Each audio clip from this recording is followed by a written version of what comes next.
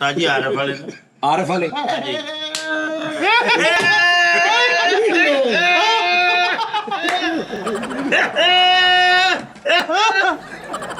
ਕੁਝ ਵੀ ਨਹੀਂ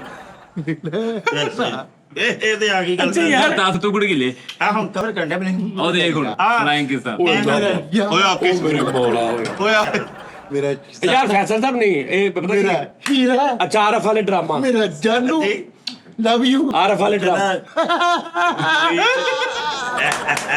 ਉੱਚੀ ਕਹਿ ਦੋ ਸਾਜੀ ਉੱਥੇ ਨਾ ਇੱਕ ਕੁੜੀ ਐਦਾਂ ਕਹਿ ਸਾਜੀ ਉੱਥੇ ਨਾ ਇੱਕ ਕੁੜੀ ਨਾਲ ਕਜਾ ਲੈਟ ਜਿਹਾ ਚੱਕਰ ਚੱਲ ਪਿਆ ਦਾ ਮਜ਼ਾ ਆ ਗਿਆ ਚੱਲ ਛੱਡ ਯਾਰ ਅੱਛਾ ਬਾਜੀ ਦੇ ਭਰਾ ਨਾਲ ਉਹਨਾਂ ਨੇ ਜਿਹੜਾ ਇਹਨੂੰ ਬਾਈ ਮਾਰਿਆ ਮੈਂ ਹੀ ਛਡਵਾਇਆ ਉਹਦੇ ਨੂੰ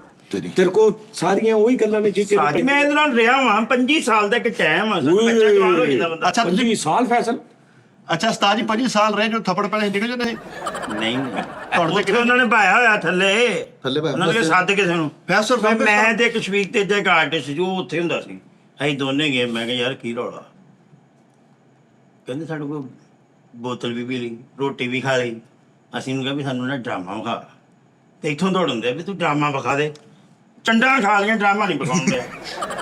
ਵਿਖਾ ਦੇ ਵੀ ਜਦੋਂ ਤੂੰ ਉਹਨਾਂ ਕੋ ਰੋਟੀ ਖਾ ਲਈ ਉਹਨਾਂ ਕੋ ਸਾਰਾ ਕੁਝ ਖਾ ਲਿਆ ਤੇ ਹੁਣ ਭਾਈ ਅਗਲਿਆਂ ਦਾ ਵੀ 800 ਦੀ ਟਿਕਟ ਹੈ ਸਾਰੀ 800 ਦੀ ਤੇ ਉਹ ਉੱਥੋਂ ਗੇੜਾ ਕਰਾਈ ਜਾਣ ਯਾਰ ਚੰਡਾ ਖਾ ਕੇ ਗੱਲ ਪਵਾ ਲਈ ਪੈਸੇ ਨੂੰ ਕਵਰ ਨਹੀਂ ਕਰਨਾ ਵੀਰੇ ਖਬਰ ਨਹੀਂ ਕਰ ਤੂੰ ਉਸਤਾਦ ਜੀ ਕੋ ਬੈਠਾ ਹੁੰਦਾ ਨਾ ਜਦੋਂ ਦੁਪਹਿਰੇ ਜੀ ਇਹਨਾਂ ਕੋ ਗੱਲਾਂ ਪੁੱਛਿਆ ਕਰ ਉਸਤਾਦ ਜੀ ਇਹ ਤੋਰਾ ਇੰਜ ਤੋਰਾ ਅਸੀਂ ਇਹਨਾਂ ਕੋ ਪੁੱਛਦੇ ਅੱਛਾ ਫੈਸਲ ਸਾਹਿਬ ਹੁਣ ਨਾ ਉਹਦੇ ਚੋਂ ਨਿਕਲ ਰਹੇ ਨੇ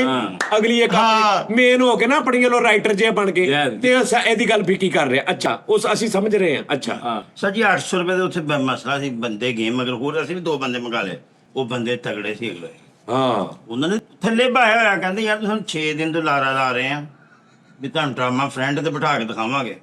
ਮੈਡਮ ਖੁਸ਼ਬੂ ਆਈ ਹੋਈ ਹੈ ਆਏ ਉਹਨੇ ਫਰੰਟ ਤੇ ਬਿਠਾ ਕੇ ਕੁੱਟਿਆ ਕਹਿੰਦਾ ਮੈਡਮ ਖੁਸ਼ਬੂ ਸਾਜੀ ਮੈਡਮ ਖੁਸ਼ਬੂ ਉਹਨਾਂ ਨੇ ਥੱਲੇ ਪਾਇਆ ਤੇ ਉਹ ਵਿਚਾਰੇ ਕੁਰਸੀਆਂ ਦੇ ਬੈਠਦੇ ਵਿਚਾਰਾ ਇੰਜ ਬੈਠਾ ਫਿਰ ਬਸ ਹੁਣ ਅਗਲੀ ਗੱਲ ਨਹੀਂ ਮੈਂ ਦੱਸਣੀ ਬਾਕੀ ਸਾਰੀ ਇੰਨੇ ਵੀ 10000 ਕਲੀਅਰ ਕਰ ਓਏ ਉਹ ਤੇ ਦੱਸ ਅਗਲੀ ਤੋਂ ਜਦੋਂ ਇਹਦੇ ਘਰ ਆ ਗਏ ਸੀ ਤੇ ਨੂਰੀ ਘਰ ਆ ਗਈ ਸੀ ਸਾਜੀ ਵਾਟੇ ਪਿੱਛੇ ਆ ਗਈ ਸੀ ਜੈਰਮਨ ਅੱਛਾ ਹੁਣ ਮੈਂ ਉਹ ਕਿਉਂ ਦੇ ਰਿਹਾ ਜਿਹੜੇ ਇਹਨੇ ਮੈਨੂੰ ਗੱਲਾਂ ਦੱਸੀਆਂ ਨੇ ਇਕੱਲੇ ਬਹਿ ਕੇ ਲੈਦਾ ਅੱਛਾ ਜਦੋਂ ਘਰ ਆ ਗਈ ਸੀ ਤੇ ਕਿੰਨੇ ਦਿਨ ਘਰ ਭਾਬੀ ਨੇ ਵੜਨ ਨਹੀਂ ਦਿੱਤਾ ਪੂਰਾ ਹਫਤਾ ਬਾਹਰ ਖੱਜਲ ਹੁੰਦਾ ਕਾਜੀ ਛੱਡਣਾ ਉਹ ਯਾਰ ਵੱਜਣਾ ਹੀ ਤੇਰੇ ਸੂਟ ਵੀ ਲੈ ਕੇ ਪਾਉਂਦਾ ਉਹਨੇ ਅੰਦਰ ਨਹੀਂ ਵੜਨ ਦਿੱਤਾ